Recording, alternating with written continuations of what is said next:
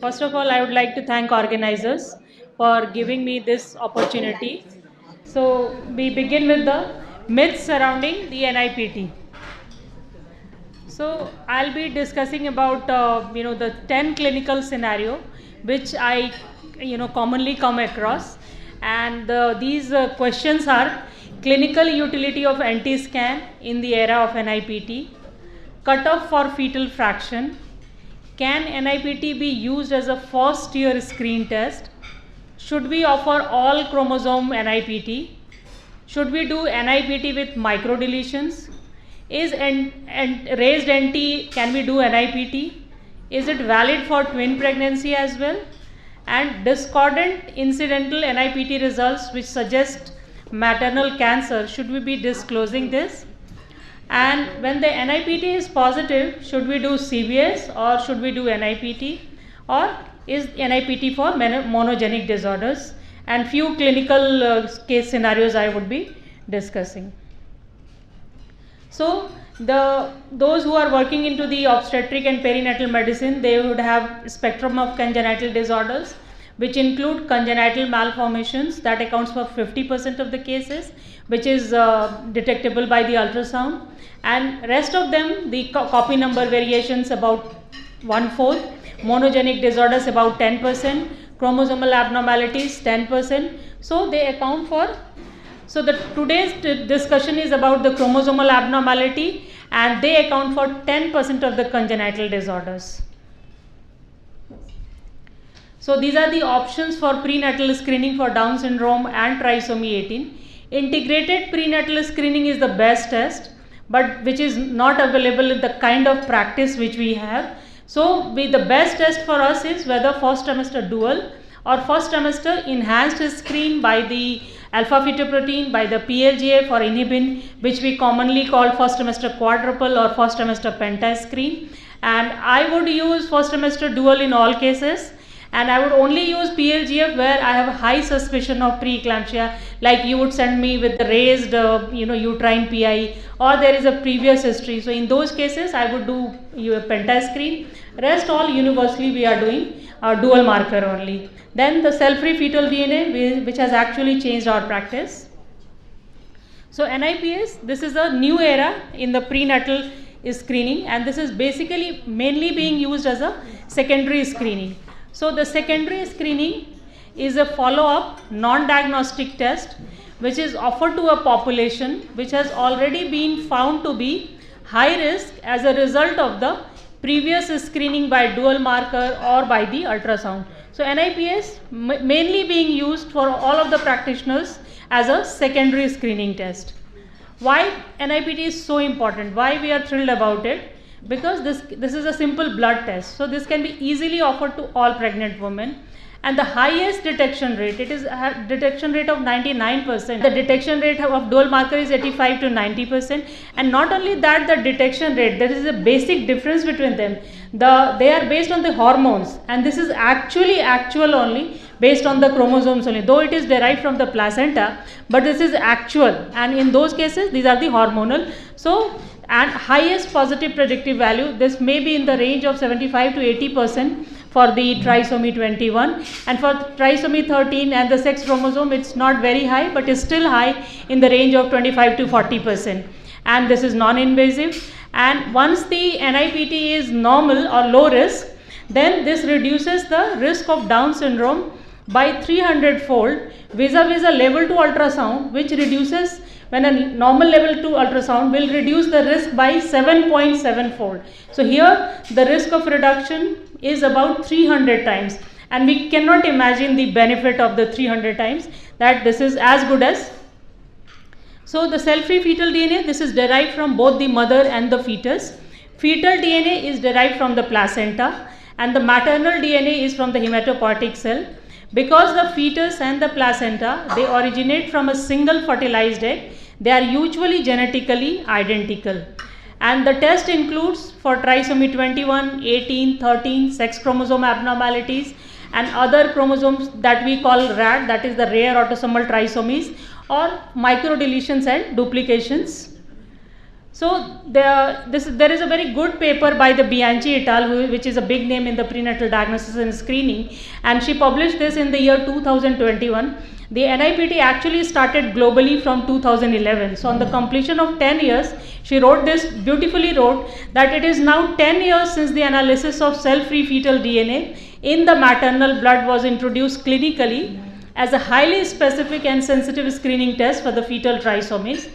Initially introduced in Asia through the commercial sector in the high-risk pregnancies, and NIPT has now been implemented across much of the globe in both the public and the private health sectors, with the potential for the expanded indications like for the rare autosomal trisomies, for the microdeletions. So this is the graph, the paper which suggests that the journey that is in 2011 this was initially started, and now there are few public companies, public sectors where this is being used universally for all the pregnant women. And then when this came, the NIPT came, then in the 2020 ACOG practice bulletin which was published, and they said that the NIPT should be informed along with the other modalities of the Down syndrome screening. So the prenatal genetic screening, serum screening with or without the NT, ultrasound or cell-free fetal DNA, and the diagnostic testing option should be discussed and offered to all pregnant women regardless of the age or the risk of the chromosomal abnormality. So they made a change once they found that the cell-free fetal DNA is so effective. So this should be offered to all pregnant women. So we all know that it can be done to all high risk women, low risk women, but equally important when not to do, and that's what the controversy lies, that when not to do. So the first trimester screening is more than 1 in 100. Like suppose the first trimester screen is more than 1 in 50. Then this is not the ideal test. In all these situations, the amniocentesis or CVS is a better option. When the PAPE or beta HCG is 0.2 mom or more than beta HCG is more than 5 mom, they would suggest the atypical abnormalities and the amniocentesis should be offered in these cases. And this is an absolute no when there is an abnormality on the ultrasound, like congenital malformations or there is a raised NT, absent nasal bone. Of course, absent nasal bone is a relative contraindication. Then in the cases of the after fetal reduction, this should not be done. If this is more than 2 twin pregnant, like more than, if it is triplet, then should not be offered. In cases of vanishing twin, this is a relative contraindication because currently there are papers which I'll share today. And after a bone marrow transplant, this should not be offered. Why? Because by the bone marrow transplant, you are getting somebody else. Suppose a girl gets from her brother, then her karyotype will be XY now. So in those cases, there will be ambiguity in the reports. Or if you know that the mother is having malignancy, then there will be multiple abnormalities on the NIPT. So this should not be offered. So when should we do it? The range of gestational is with respect to the PCP and DT law, we have restricted to the 11 to 18 weeks. So the most ideal time is after the NT scan. So that's what we do, that after the NT scan we give her a choice that you can go for dual marker or you can go for the cell-free fetal DNA. So that is after the NT scan because that excludes that there is any fetal abnormalities. In case of fetal abnormalities, NIPT is not the right choice. So unlike other countries which have started doing at 10 weeks of the pregnancy, in our setups, in our country we do not say that go for at 10 weeks. We tell them that go for NT scan first because it has to be cost effective, it has to be sensible. So first we see that the baby is all okay, then only we offer the NIPT, be it at any gestation. Even if they come to us at 20 weeks and they want NIPT, then we reconfirm that their fetus is viable, there are no major abnormality. So it's always a wise, it's always wiser to do a scan before sending the NIPT. And till 18 weeks we do in the practice, but sometimes later in our setups, sometimes we do have to do, somebody has missed on the intermediate risk, then after proper counseling, we do inform them that in exceptional circumstances, even at later gestation, beyond 24 weeks also, we do give them the option because somebody doesn't want amniocentesis at all. Then at any gestation, we at case to case basis, we can give. And the evidence for the performance of NIPT came with this meta-analysis, and this meta-analysis we can see here that trisomy 21, the detection rate is 99.7%. For trisomy 18, 97.9%. And trisomy 13, 99%. And for all of them, the false positive rate was about 0.04%. The monosomy X, the detection rate is a little less, and the false positive is a little higher, 0.1%. And in the twin pregnancy, the detection rate is almost as 100%, and false positive rate is 0%. So meaning thereby the test is equally sensitive in cases of the twin pregnancy as well. So now coming to those 10 questions with a brief background. So the first question is that, is there a clinical utility of NT scan in the era of NIPT? So this was in the White Journal 2017, when the NIPT was entering into the clinical practice. They came up with this guideline, a very beautiful guideline. They say that all women should be offered 3 first trimester ultrasound according to the ISHIOC guideline, regardless of their intention to undergo the cell-free fetal DNA. And after the NT scan, 3 options should be discussed to them. One is that combined first trimester screen, which we all are doing, or some second option is NIPT as a first year test, and third option is invasive. So a woman has to choose out of these 3 options. So this is the commonest question asked to me कि हम NIPT कर लें, हम dual marker छोड़ दें. Yes, you can, because as per the guideline, we are justified in doing directly NIPT. There is nothing wrong in it. But as a clinician, I feel that it should be preceded by dual marker, because that gives us additional information of the PAPE, the other markers where I would see PAPE is 0.2, then probably I would not do NIPT. If it is more than 5 mom, then I would not do the NIPT. So in our setup where we work, NIPT should not be done first choice. It should be preceded by the dual marker or pentast screen. So this is a case, a primary gravida, 13 weeks, and she came to me at NT 3 millimeter. She was referred to us for the genetic counseling, and she wanted NIPT after the genetic counseling. She didn't want this amniocentesis. So at that time, this is a old case, so maybe I think 2012, 13 case.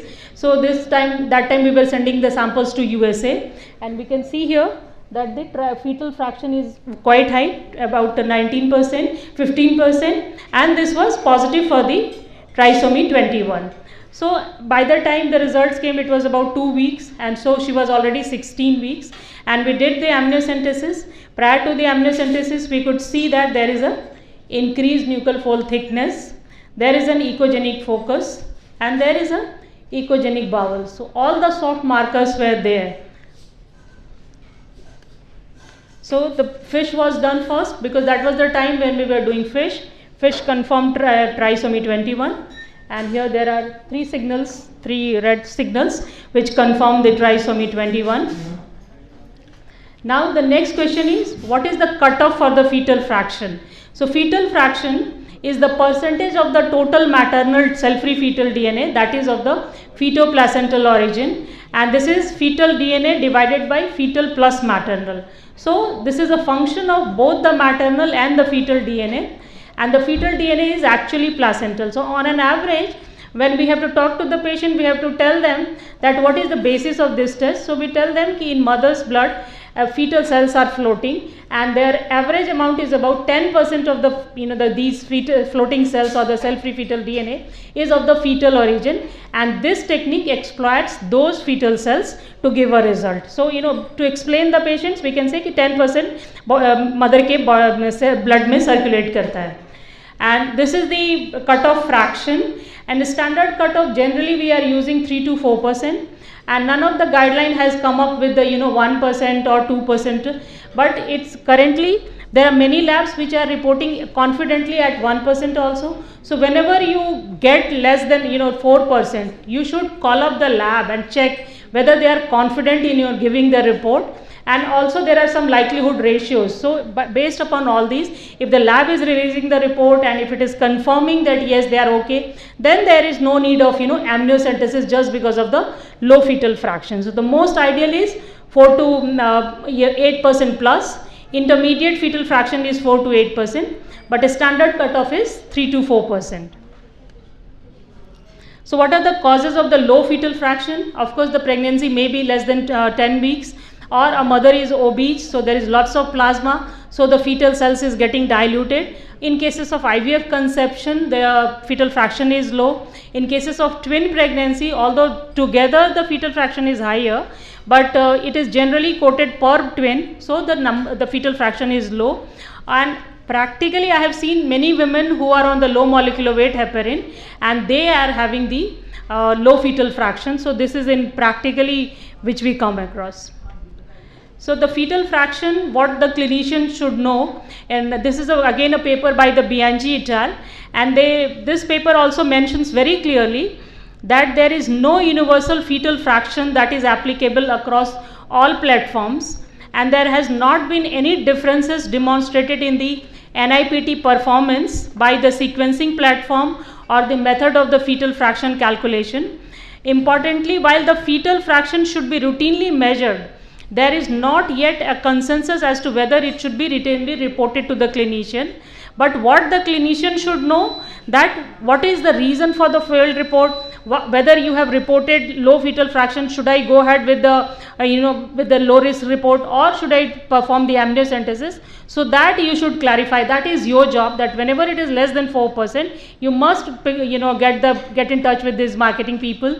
They will connect you to the scientist, and then you can talk to them. If they are confident, then go ahead. Then the very popular question, that can NIPT be used as a first year screening test? And we have lots of evidences available. This is a study, and this was a retrospective study of the women residing in the state of Victoria, Australia, who underwent prenatal screening or invasive prenatal testing in 2015. So about 8 years ago, they were doing genome-wide screening. And in this study, they had about 79,000 births, and 66,000 women underwent at least one form of the aneuploidy screening. And this paper is interesting because this is the way we are doing. We can see here that first trimester screen, 73% women choose to first trimester. Then only cell-free fetal DNA 20%, then second trimester 5%, both combined first trimester and the cell-free fetal DNA 1.3%, and second trimester and cell-free less than 0.1%. So similar to like us, like the dual marker, the cell-free fetal DNA, second trimester plus cell-free fetal DNA, first trimester. So it's a similar, it's an interesting study to look upon the results. And then the combined first trimester has a combined sensitivity of 89%, so we can take it as 90%, and with a false positive rate of 2.94%. Cell-free fetal DNA has a sensitivity of about 100%, but so more or less, then the residual risk of any major chromosomal abnormality after a low risk screening result is also similar in both the group. In the first trimester screen, it is about 1 in 1200, and here it is about 1 in 800 in the NIPT. But what is the biggest difference? The biggest difference is that the false negative in the first trimester, that comprised 10 cases of trisomy 21, 1 case of trisomy 18, and 1 case of trisomy 13. Whereas in the cell-free fetal DNA, the only missed thing were the pathogenic copy number variants and the rare autosomal trisomies and the monosomy X. So the sensitivity of the NIPT for T21, 18 and 13 was clearly superior to that of the combined first trimester screen, while there was no difference in the residual risk, that is, it is around 1 in 1000, but any major chromosomal abnormality after the low risk first trimester or cell-free fetal DNA, but there were fewer infants with the major chromosomal abnormality after the NIPT, and that is the biggest advantage. You are not going to miss trisomy 21 with a standard NIPT lab. So in this study, we can see here that the detection rate is out of the 45 women, the combined first trimester has detection rate of 149, and the ultrasound has got highest detection rate for all the fetal abnormalities. So here is the paper which says that 21 statement, that what are the guidelines by the societies, and there are different 21 statements were identified by the different guideline on the NIPT. And we can see here, India is never here, and all of them they had major issues like, all the societies, they say that the diagnostic confirmation is required.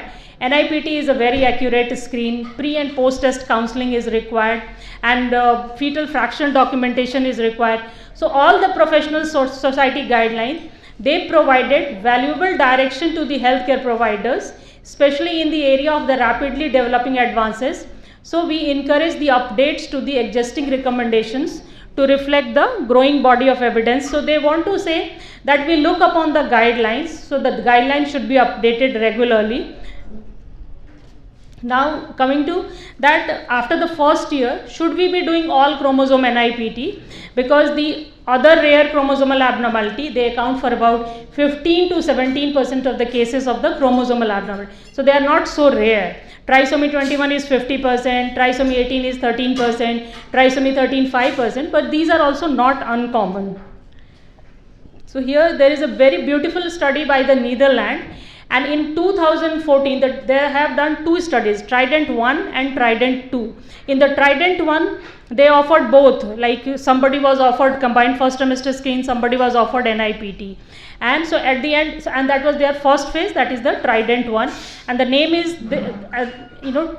why this is called Trident, trial by Dutch laboratories for evaluation of the non-invasive prenatal testing. So in the first phase, they said that the NIPT uptake was high, and there was a vast reduction in the invasive testing, supporting that the NIPT to be offered to the increased risk for the fetal trisomy. Then in the Trident 2 study, they did that results of this small cohort study in the Trident 1 that highlighted the clinical utility of the genome wide. So in the Trident 2, they did all chromosome study, and they found that there are some, the advantages of this as well, because this can identify the rare autosomal trisomies. So in this genome wide study, their Trident 2, NIPT was used as a first year test, and it was a genome wide, and they found rare autosomal trisomies at 0.18%, structural chromosomal abnormality 0.16%. Only sad part is the positive predictive value is not very high, it is just 6%, 32% or 64%. But we have to compare from the screening test. Here also, the routinely which we are doing, the positive predictive value is not very high, 3 to 4% only. So then in the same Trident 2, they said that these are the cases that provides the evidence for the genome wide application. Then in the 2023, again an extension, that what is the clinical utility of all these, and they found the confined placental mosaicism, maternal malignancies in all these, the rare autosomal trisomies, which is important for the clinical practice, that if you are finding FGR and you know that the fetus has confined placental mosaicism, you can tell the parents, you can convince them that this is because of that. Then a woman who has got the positive for multiple aneuploidies, then you can tell them that okay, probably we are harboring a case of occult malignancy, and later on I have a case also where I can show you that how this worked. Then should we do NIPT with microdeletion? These are the common microdeletions, the Credushat, the Prader-Willi, 1pre36, 22q deletion, and this is a study where on the 21 centers from 6 countries, where about 20,000 women were underwent this study, and there were 12 cases of 22q deletion, and detection rate was 75%, and positive predictive value is 23%. So not very bad. We are since ages we are working for 3 to 4% positive predictive value. So for 22q deletion it is about 25%. So it's not bad. So in a current scenario, there is a paper by the American College of Medical Genetics. They say that a conditional recommendation based upon the moderate certainty of the evidence that NIPT can be used for the 22q deletion and the most common pathogenic copy number variant, and this can be offered to all pregnant women. So initially we started with the NIPT, that can we do this, and now we are turning to should we do this. So the scenario is changing because NIPT is expanding day by day. This was our case maybe 2-3 years ago, and she is a primary gravida, 32 years old, and she was referred for amniocentesis in view of NIPT was positive for 22q deletion. For past 4 years I am doing NIPT with micro deletions only, and this her first trimester NT scan was normal, CRL 61, NT 1.1, nasal bone normal, and dual marker was an intermediate risk for the biochemical. The combined risk was okay, and I was wondering, if this patient had come to me, probably I would not have offered, because the combined screen was quite high, but the intermediate risk for the biochemical, and so she was referred, and then the NIPT was positive for 22q deletion, and amniocentesis was done, and which was suggestive for the DJOS syndrome. And those who know how the child with DJOS syndrome looks, and this is after the termination of the pregnancy, and we can look at the nose of the baby and the thin lips. So these are suggestive of, in the facial features, suggestive of the 22q deletion. So we have lots of cases with the raised NT, and I keep getting questions कि हम NIPT करा लें क्या, because many of these cases these days are high risk pregnancy, and they are so much scared of the the invasive testing. So we get these requests that can we go away only with the NIPT, and there are answers to this also, that in this particular study, they in the NT more than 99 centile for the gestation, the 5 chromosomal abnormality was 88%, and this was 3% atypical chromosomes, and copy number variation 5, and Noonan syndrome 2 cases. So out of the detection rate we can say is about 88% by the common NIPT. So if somebody doesn't want needling at all, then an NIPT option can be given, and with a proper counseling, that by doing the NIPT we can miss 10 to 15% of the cases, but yes, this is good for the 85 to 90% of the cases. So if we can do this much counseling, because these days the choice is theirs only, so we have to be very clear. ऐसा नहीं कि उसने NIPT करा लिया तो हम उनसे नाराज हो जाए, हम नहीं देखेंगे, ऐसी बात नहीं है. We should tell them that yes, you have done it, we respect your decision, and these are the because at the same time we have to save ourselves also. So we have to write to inform them that there is a limitation of about 10 to 15% if we only do the NIPT. So then the cell-free fetal DNA in twin pregnancy. This is again a meta-analysis, and we can see here that the detection rate is 99% with a false positive rate of 0.13%, and the red ones are the singleton. There the false positive rate is less, like 0.04%. So the detection rate is equally as sensitive as that singleton pregnancy in the twin pregnancy also, and the only thing is that the false positive rate is little higher. And we have 2-3 cases of twin pregnancy, DCDA twin, where one twin was trisomy 21 positive, detected by the NIPT, and we did the amniocentesis and found out that okay, one is affected and the other is normal, and followed by the fetal reduction of the abnormal one, and then the singleton pregnancy continued, and for them the ultrasound was all perfect, no problem, NT was all normal, and it was just the obstetrician wanted, because this is a high risk pregnancy, so we will do the NIPT, and we didn't want but yes, they did the NIPT and they picked up the trisomy 21, then referred to us for the amniocentesis, and that says that yes, one is affected, and then after that the fetal reduction was done for that affected. So this is like, then another common question, what is the best test in the cases of the vanishing twin?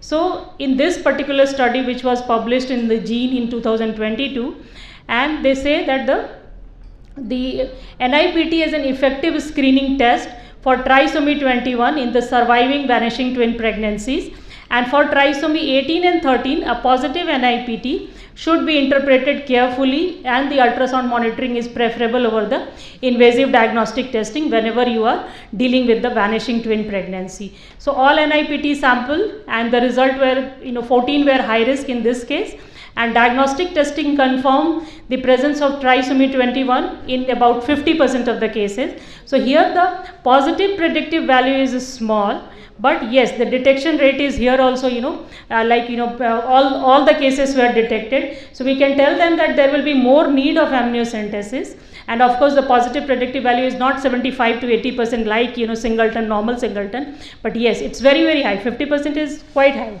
So this can be offered. Then this is again a paper in prenatal diagnosis, and May paper only, to May 24. And this also paper that suggests that non-invasive NIPT in the twin pregnancies, meta-analysis in the vanishing twin. And in this they found that the incidence of trisomy 21 in vanishing twin was 2.2%, positive predictive value 20%. For trisomy 18, the positive predictive value is 25%, and for trisomy 13, it is again, so it was confirmed in, this is not very high. So the screen positive rate was 2.9%. So meaning thereby that if you have a vanishing twin, you can go for NIPT, and just a caution that there could be a high, false positive rates. This is just a, over the years which we have come across. And these are the amniocentesis for positive NIPT. So out of 4 cases of trisomy 21, 3 were confirmed. Both cases of trisomy 18 were confirmed. In trisomy 13, none of them were confirmed by the amniocentesis. XXX, one was the maternal XXX and one was the fetal XXX. But in the cases of XXX, we do not advise termination, because majority of these women, they are as normal as like anybody else. And as per the literature, they just have, they are little short, but and IQ will be little, not that topper of the class, but average intelligence. So many of us are like that. So this is not an indication of, so this is not an indication of, abortion, because sometimes they will be after our life that no, you write the word termination only, because they get to know that this is XXX. So we have to be very firm that this is not an indication of abortion. If you want, then of course parental choice is always there, but as per the clinician, we should not pass on this that it can be terminated. Because why I am telling this? Because in the current time with the NIPT, many XXX are being diagnosed. Sometimes there is a maternal and sometimes this is a fetal. Majority of them are maternal. So even the mother didn't know that she's a XXX. So then yes, so that so the sex chromosome many countries do not advocate. In our country we are doing, so we should be prepared for that. We should not do extra harm to our population, which is already being harmed by so many ways. So till now we were doing only amniocentesis after the positive NIPT, till this paper came, and which gave us some insights that we should revise our practice. So in say that in the cases of chromosome 18 and 21, if the NIPT is positive, you can also do CVS. Why? Because there is a low risk of confined placental mosaicism. In cases of trisomy 13 and rest others, CVS if the ultrasound is abnormal, amnio if ultrasound is normal. So mainly we come across the chromosome 21, so we can do the CVS, and that was a big changing in the practice for us also, because till now all NIPT positive for 21, I was waiting till 16 weeks, which is a big problem for the patient. You have diagnosed at 13 weeks and you are asking them to wait till 16 weeks, so you can understand the stress. So with this paper which came in I think 2022, and we were relieved that we can do the CVS for the trisomy 21 cases. This is a very interesting case. Actually, this was referred during COVID time to me when the PCPNDT Act was still 20 weeks only, and it was referred to me that you write down the termination. Then I got stuck. I said, see, a mother who is having Hodgkin's lymphoma, how can I write termination? Because I'm not just doctor for Hodgkin's lymphoma, so it's better they should write. So this is the article name, where they say that disclosing the NIPT results suggestive of cancer. And after audience questions, the voting was repeated, and the majority of the audience once again voted in the favor of disclosing the incidental NIPT result, which is suggestive of the maternal cancer. Then single gene disorders, they account for 1% of the births. So the time is, there are many countries which have already started doing NIPT for the, that is not NIPT, that is NIPD. In those cases, if you perform the diagnosis by the blood, you don't need amniocentesis or CVS. So that is the biggest advantage in cases of NIPD. And in UK there are many, there are many places where they are doing NIPT for achondroplasia, many, autosomal dominant disorders. So why this is not popular? Because this is not money minting, because autosomal dominant single gene disorder, they are just 1%. So that is not possible to offer, that you will be only doing for some who has some ultrasound abnormalities. So that's why this test is not popular, but in many countries they are doing it. So what is the algorithm which we use? We do the first trimester combined screen, and intermediate risk women we take one in 250 to 1500, and for these intermediate risk we do NIPS for chromosomal abnormality. We as a routine we do all chromosome NIPT, and if it is negative then we do the post test genetic counseling, and also tell them to go for a good level 2 ultrasound, because there may be some indication on the ultrasound, so we insist them at a very good level 2 ultrasound. But if the NIPT is positive, then post test genetic counseling for the positive predictive value, that if it is trisomy 21 it is about 70 to 80%, for sex chromosomal abnormality it is about 20 to 25%. So in those cases we perform the amniocentesis and accordingly we guide them.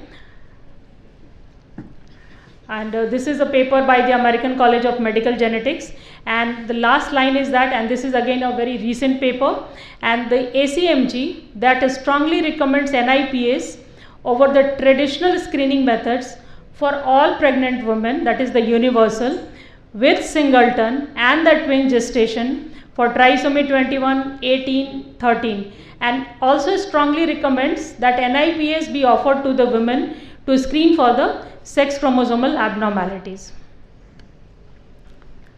So the practice points to conclude that the several new diagnostic tools have changed and challenged the modus operandi, and the following points are important for the prenatal medicine specialist: that NIPT is not a diagnosis. NIPT for common trisomies, mostly the trisomy 21 has the best performance, and performance of the trisomy 13 and 18 is still very good compared to the combined first trimester including the early anomaly scan, and there is evidence for the singleton also for the twin pregnancy, and NIPT for the sex chromosomal abnormalities, mostly the monosomy X, is much worse due to the biological factors, and expansion of NIPT beyond the common trisomies is promising, and NIPT should always be combined with a skilled ultrasound examination. Invasive prenatal testing will provide the diagnosis, and in invasive prenatal diagnosis the use of chromosomal microarray analysis, and more recently the NGS has expanded the prenatal diagnostic yield considerably. Pre and post test counseling is mandatory, and a close collaboration and multidisciplinary team is urgently needed, and NIPT has changed the landscape of the prenatal screening diagnosis, and it is a very powerful and effective technique, and this is how I convince them that this is very powerful and effective, and this should be used judiciously, clinical judgment to have the maximum clinical benefits. Thank you.